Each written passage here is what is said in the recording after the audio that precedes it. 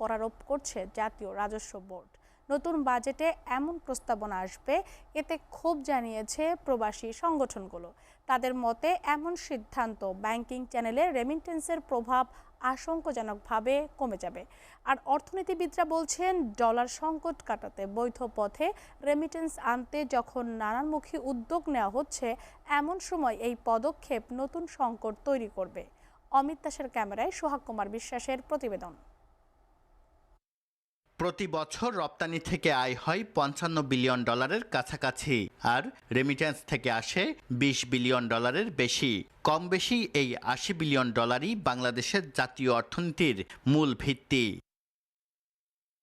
পরিসংখ্যান বলছে ২০২২ সালে প্রবাসীদের পাঠানো রেমিটেন্সের পরিমাণ ছিল ২,১৩০ কোটি ডলার।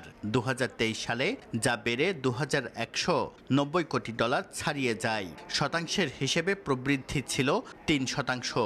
বৈধ পথে রেমিটেন্স আনতে করমুক্ত সুবিধার পাশাপাশি ২.৫% ইনসেন্টিভ দেয়া সহ সরকারের নেয়া নানামুখী উদ্যোগে গেল ৫ বছর ধরে প্রবৃদ্ধির এই ধারা অব্যাহত আছে। তবে আসছে বাজেটে প্রবাসী আয়ে কর অব্যাহতির সুযোগ প্রত্যাহার করে কর বসানোর প্রস্তাব দিয়েছে আন্তর্জাতিক মুদ্রা তহবিল IMF। এতে উদ্বিগ্ন প্রবাসী সংগঠনগুলোর নেতারা। আমাদের দৃষ্টিতে আমরা এজ এ প্রবাসী হিসেবে বলবো, আরও কিন্তু প্রণোদনা বাড়িয়ে দেওয়া উচিত।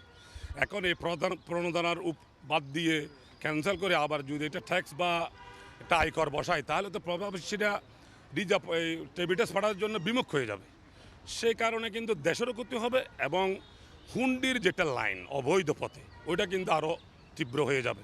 বিশ্লেষকরা বলছেন, বাংলাদেশ ব্যাংক টাকার মান জোর করে ধরে রাখার চেষ্টা করলেও বাস্তবতা ভিন্ন। আর তাই কেন্দ্রীয় ব্যাংকের বেঁধে দেয়া দামে ডলারের লেনদেন হচ্ছে না কোথাও। এমন পরিস্থিতিতে ইনসেন্টিভ প্রত্যাহার করে রেমিটেন্সকে আয় ধরে কর বসালে সংকুচিত হবে বৈদেশিক মুদ্রা অর্জনের একটি উৎস। ভর্তুকি দিয়েও যেখানে সরকার ওটাকে চাঙ্গা করতে পারছে না বা ওইটাকে আশানুরূপ ফল পাওয়া যাচ্ছে না, সেখানে যে ট্যাক্স বসানো হয় সেখানে কি হবে এটা আপনি নিজেই বুঝতে পারেন। অর্থনীতিবিদরা বলছেন, দুর্বল রিজার্ভ, ডলারের বিনিময় হারে অস্থিতিশীলতার এই সময়ে এমন সিদ্ধান্ত নিলে বিপর্যয় নামবে জাতীয় অর্থনীতিতে।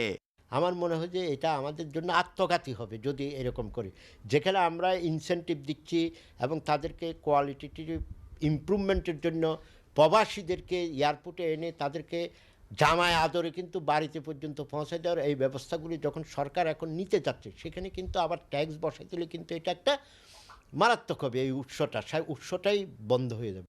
করোনার সময় থেকেই বৈধ পথে রেমিটেন্সের ফ্লো বাড়াতে নানামুখী উদ্যোগ নেয় বাংলাদেশ ব্যাংক। তাই নতুন কোনো পলিসি নেয়ার আগে জাতীয় স্বার্থকেই প্রাধান্য দেয়া হবে বলে মনে করেন সংশ্লিষ্টরা। সোহাগ কুমার বিশ্বাস, এসএটিভি, চট্টগ্রাম।